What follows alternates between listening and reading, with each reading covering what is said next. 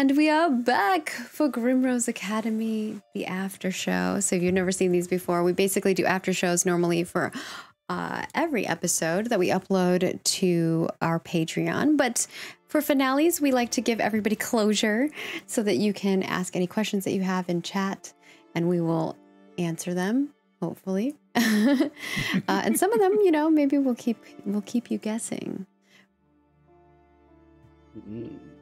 So what are the stars for today's episode?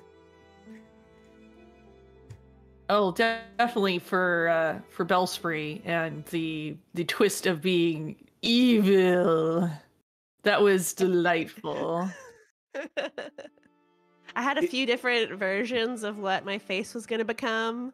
But then Margaret was like, oh, it's icy. And I was like, all right. Oh, it's so cool. I loved how you changed your eyes. It was great.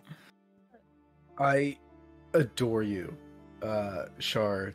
It's so nice to have you back, even if it was to kick our asses for a little bit. It wasn't me. No, it was Shar. It wasn't Bellspree. You played both, and you played them well. Give yourself credit. Makes me wonder what it would have been like had you been here for the. No, you would have been the Shadow, because we had this one little guest. This moment where we all played our familiars. I would have loved to see you play Shadow, actually. Oh, yeah. She would have had so fun playing Shadow. I will crush you all. That was for our Halloween episode. I had been planning, so from the beginning of this, before I even had ever before we went ever live or announced it, I had put the proposal together with Bentham and EE, and I was like, I want to do like a special Halloween episode that's separate. And EE was like, well, for second edition, you have like pets and stuff. Maybe you could incorporate that into this. I was like, oh, that's true. Because the second edition, spoilers for Witches in Spellcraft will have pets. The original doesn't actually have pets.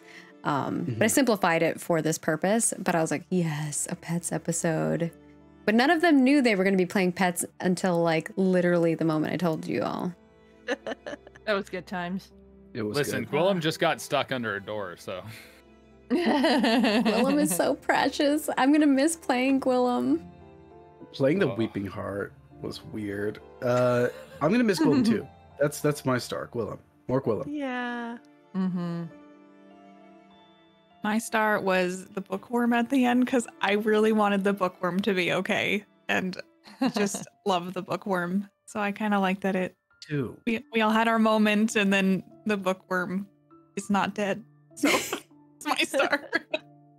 I know that was a wish for the bookworm to live, so the bookworm's live.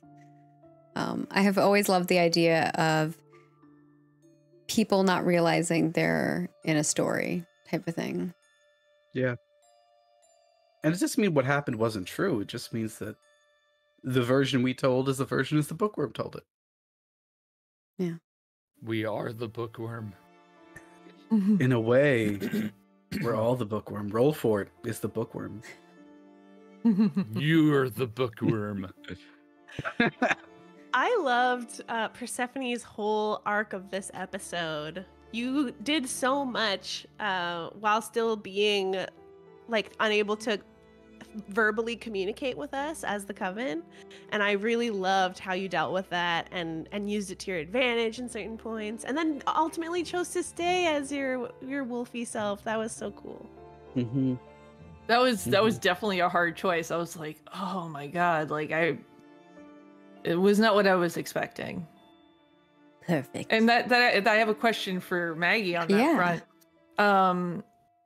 Had it always been that it was going to be like a rule of 3 before things got sticky for Persephone? I had something that I really love from Blades in the Dark is their clock timer type of things, and like it's a little pie clock, and you can make difficulties harder or easier. I think that if this was a longer campaign, I might have made it up in a higher number, but because we had that happen so much later in the campaign, it was always going to be a 3. No, that was awesome. I wasn't sure. I never had I had no inkling of exactly what was going to happen and when, so that was really fun. Yeah. And it's not that you can't change back. You could maybe use some magic or extra willpower or something to maybe change back, but now it's just gonna be harder, right? Every time you shift, type of thing. That's how I imagined it. Because I can always cast a glamour. That's true. You could glamour. The beauty of being a witch. Being a witch wolf. The only problem is, at some point, you will be drawn to the Fenshifter land, and you won't, be able to stay. Yeah. Unless we can get rid of the curse fast enough. That's true. Mm-hmm. There's a lot of open-ended things that are still, like the Weeping Elm is dying. It's dying slowly, but it's dying. So there's got to be some way. Now. Yeah, there's got to be some way to sustain the school beyond that, right? So that's a big open-ended question. Well, the sustaining, what that was doing was it was kind of protecting the Grim Tower. So the tree was kind of casting this basically like protective spell on that tower to keep anyone from entering it. And so the reason why, Zahir, you have been able to even get into the tower to begin with was because it was already starting to lose its power. Oh, I see. And that's why when we finally met the I was going to call her the Wicked Witch, but that's a different person. We finally met the Empress. Who is that? You don't know if you've met the Wicked Witch. Yeah, that was again one of the open questions. When we met the Empress, she was also possessed by the Weeping Heart too. That makes sense, right? Because it's all attached. Oh, that's nifty. That's the person you freed from the tree. And it makes there's a lot of things that are slowly just making sense now, which I enjoy. But like I said, there's a lot of open questions. Who's the Wicked Witch? What happens to Persephone from here? What does it mean to have two Grimroses? How does the rest of how does the rest of Imbrivar react to that? And Talonan's question was it keeping the spirit of the Empress away? So it was keeping the spirit of the Empress imprisoned in that top room and contained in that room. But as it slowly started draining, it slowly started losing its power, and she was able to escape pretty much. Is she truly gone? Maggie! What do you think so? Listen, let's be honest, you just got her stoned real quick. I still am shocked that worked. So the Shadow and the Golden Acorn, Wava RCC wants to know, what about Shadow and the Golden Acorn? What do you want to know about them? Yeah. By the way, if you're watching this on YouTube, we're looking at Twitch chat and answering questions from there. Yes. But I'm reading comments on YouTube live right now. Make sure to make a bunch of comments so we can respond to them. You said you wanted to know something violent. Who the Wicked Witch is? Ooh, I feel like we should leave that up in the air for people to wonder. Real bad. Because if we ever do come back to it. Yeah, it's true. Can you tell us privately? Just us, yeah. Yeah. But then it won't be a mystery if you ever come back. Maggie, you know us well enough. I'll forget. Can get into trouble. No, wait, I don't forget. You can't tell me. I'll remember. I'll remember too. It will stick in there, and I'll be like, because if you tell me to try to forget something, it'll like solidify even more in my brain. It'll be there forever. I will totally forget, Maggie. Why was the Shadow different from the rest of the familiars? That's the question Wava was asking. I don't think it was that different, other than it was it's just a rarer pet, like familiar than the others. Similar to how Persephone's Fenshifter is super rare. There's only one other person in the school who has one, which is her mother. So it's just great that everyone was so paranoid about my shadow. Like the shadow was the big bad, and the whole time I'm like, I don't think it is, but maybe Margaret's not telling me.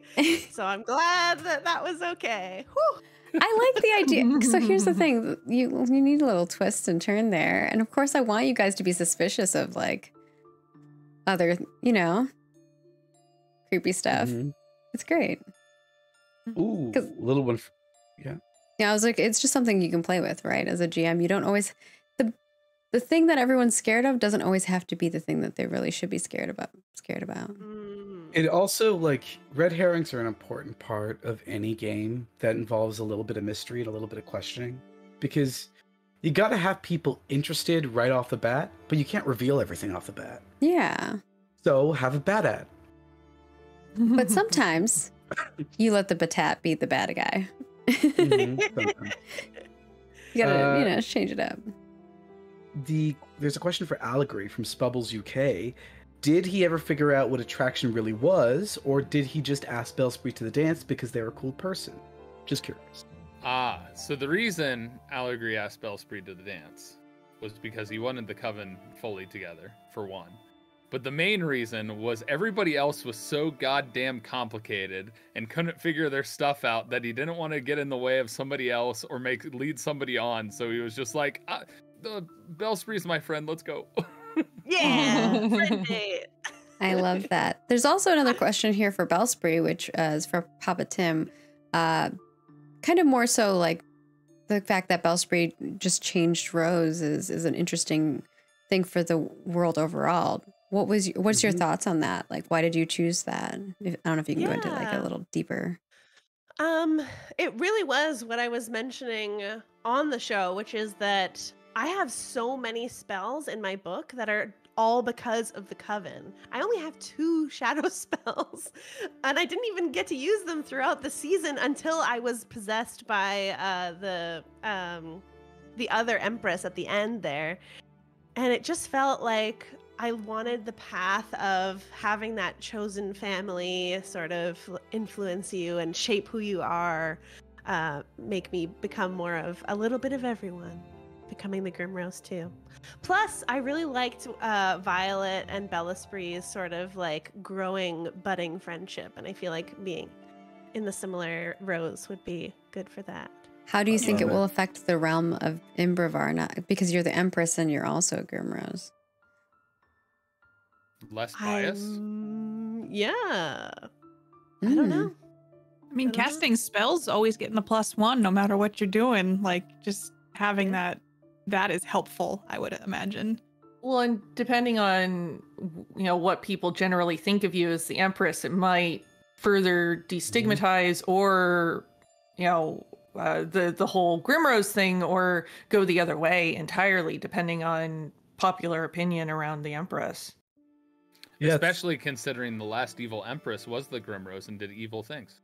Yep. True. We just defeated the Grimrose. There was a question for all of us actually in here. Who do they think the Wicked Witch is? Who do we think the Wicked Witch is? What's your theories? Now the one of us, if one of the players is the Wicked Witch, has to just throw everyone off the trail. I think it's the cat. Oh, Shadow.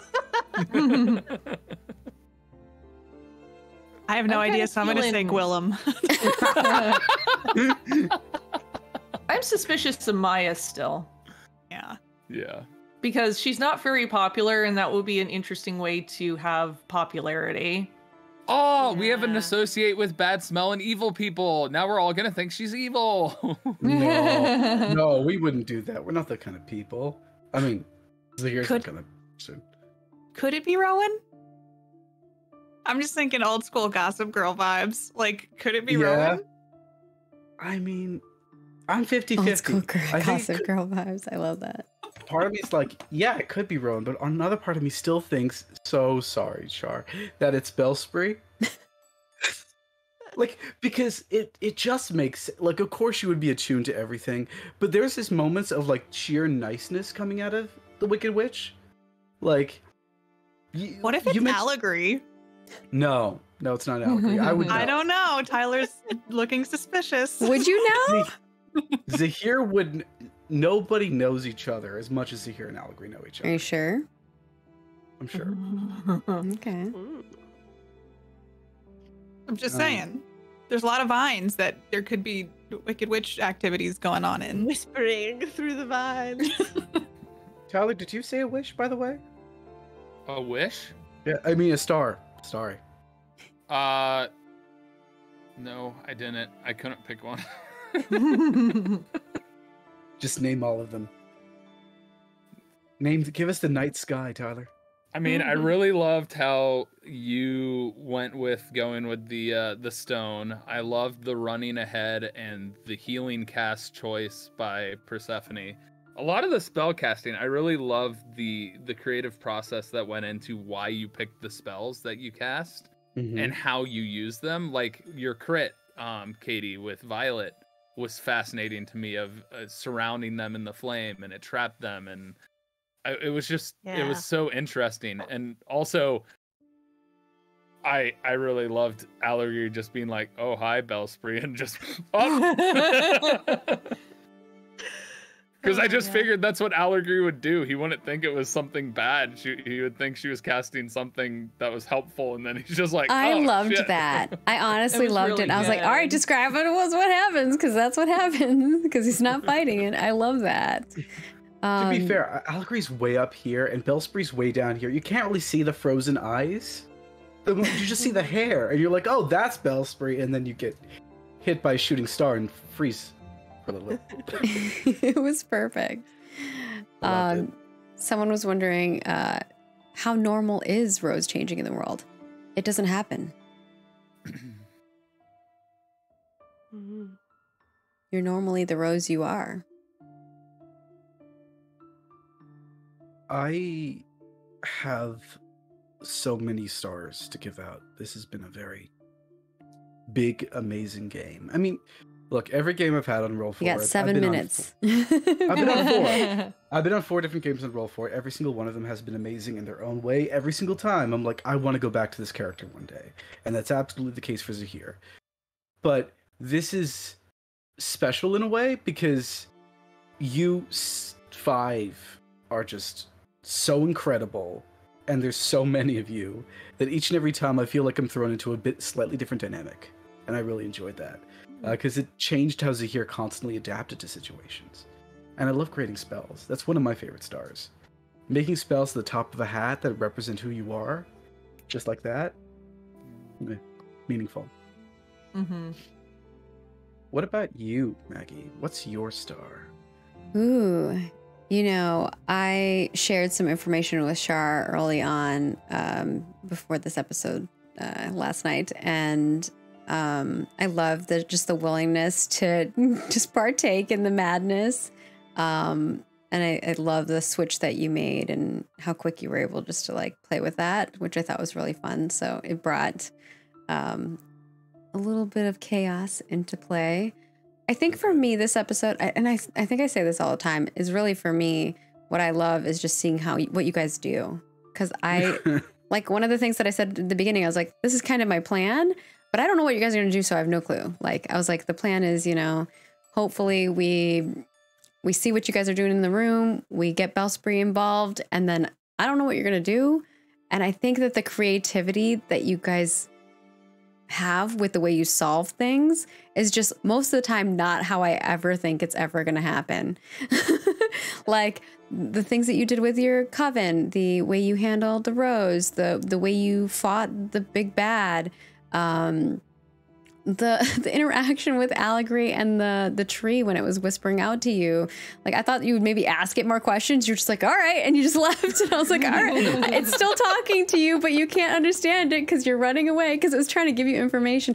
Early on, when Zahir got the message from the Order of the Flame, and it was like going to give you information. I mean, I did have a plan of like, hey, if they let it go last, this is what's going to happen. But if he doesn't let it go, or if he doesn't stay in the flame for long enough, he won't get the full entire message, which I think is great because it caused this spiral of chaos that just created a beautiful story that I love. And you know, Persephone with the shape-shifting and having to make some drastic decisions, the progression you had with your mother, because that was something you wished for. You were like, I want me and my mother to have this relationship that is not great. And then later it comes together to be something beautiful, or, starts getting there. And I think that's just really beautiful, especially juxtaposed to a relationship like Violet's parents, which is just the worst thing to RP ever, because your mother is awful. But we had made this plan that your parents were super hovering, that they had this idea of what they wanted you to be, and they're not magical. They're very much Muggle life, so they don't understand what is happening here. And the relationship between Violet and Persephone and how that has grown, because we went from Violet not wanting to step on toes, where Bellspree and Persephone had this relationship, and not knowing where her place is, and then finding this home within this coven, which is so beautiful. I just love it all. It's been beautiful. That was a big star, but there you go. Oh, I love it. I love it. I think, you also constantly surprised us, and it was one of our favorite things. We keep on thinking things were going to take a left, and you took a right instead. And it made it so cool. I do have a very important question for you. A very, very, very important question, Maggie, specifically for you. Yeah. If people want to play Witches and Spellcraft, where can they find it? Yeah, you can head on over to DriveThruRPG. It's on there. Just type Witches and Spellcraft. You can play it for free if you want. It's pay what you want. I am working on a second edition, which is a more complicated version. But it is a great game to just get people into right away, because it doesn't require a lot of work other than character creation, and then you just make spells as you go, which is fantastic. Yeah, the character creation process was so seamless. And it helped us, I think, well, for me, I'll speak for myself, really fine tune exactly, there wasn't any warm up of what the character was going to be with the way that the character sheet works. It felt so simple and easy. I loved it. And normally, you make the school together. We did not do that because obviously we're telling a story online, and if you knew the story to begin with, it might not be the same type of it. It wouldn't have as much mystery for the long term of things. But normally, you come into it together as building the story together. So it's not a GM telling the story and building and taking you through the scenes. It is you all telling the story together, which is a little different. And we have played it that way on this show, or on this channel, if you go watch some of our other stuff with Witches and Spellcraft. But this show specifically was played a lot differently than it's meant to be played, primarily because I wanted to have a mystery and not have them in on it. I mean, my favorite part, like you said, is the creativity that players are allowed to have in creating the spells. Obviously, tuning it to where it's not overly powerful or something like that. But the fact that you can be like, oh, I can separate nature from whatever weird chemical this is. All right, let's make this a spell. Yeah. Representing howls in the form of spells was fun. I love the fact that the spell we learned in the first or second episode, so early on, somehow came in handy. And I tried to, and I would implore GMs, if you are building out spells for these classes, making sure that you give people spells that you think will help them fight the big bad in the end, because that's the fun of it, right? You have this raging evil spirit that wants vengeance, and you're just calm it down and be like, brah, it's cool. We are gonna wrap it up here. Does anyone have any final things they want to say before we end our after show? I just want to say thank you to everyone who tuned in and enjoyed the show and supported the show in whatever way that was, whether it was just sitting here in chat, checking out the YouTube videos and VODs, all of that. All of those things are massively helpful, especially in making Roll For It able to do what they do and make these great stories come to life and bring together incredible cast. Like all of these wonderful people in this call and on the screen right now. I met almost every single one of them at the beginning of this campaign. I knew Katie before and Maggie before, but every time I get to meet fantastic new people on Roll For It, and they're always amazing. And that's all thanks to all of you who support the channel and the people who make this possible. Aw, that's very sweet. We read every comment. We look at every single person who comments in our Twitch chat. The people who are on a Discord, the folks who hang out on Patreon and support us through there. I know it's say us, even though I'm not technically part of admin, but it is us. We form a we're all community together. Yeah. And there's one more important thing I'd just love to say to everyone. Allegory broke my heart. What? You have a girlfriend? Jeez. Violet's gonna find out one day and be like, "Oh, I was just second fiddle. Cool." No, you're both equal. That's the thing. You're both equal in Zahir's heart. Oh my gosh, the drama. Strange like that, or Shar, anything you want to share? I mean, nothing that hasn't already been said. This is my first time getting to be on the, part of the Roll for It family, and it was really nice to be invited, and specifically to be playing this game in this system. I couldn't think of a better person to bring to a Witches and Spellcraft game. Big Sam. Exactly. All the words taken from my mouth. I'm so grateful. This was so much fun. Everyone is a delight. And I hope we get to do some more fun shenanigans soon. All right. With that, we will bid you all farewell. We're going to host our lovely friends over at Pod by Night for some VTM action. It is going to be fantastic, and we know you're all going to love it. So definitely stick around, watch it. It's going to be a good time, and we shall see you on the flip side. Toodles. Bye.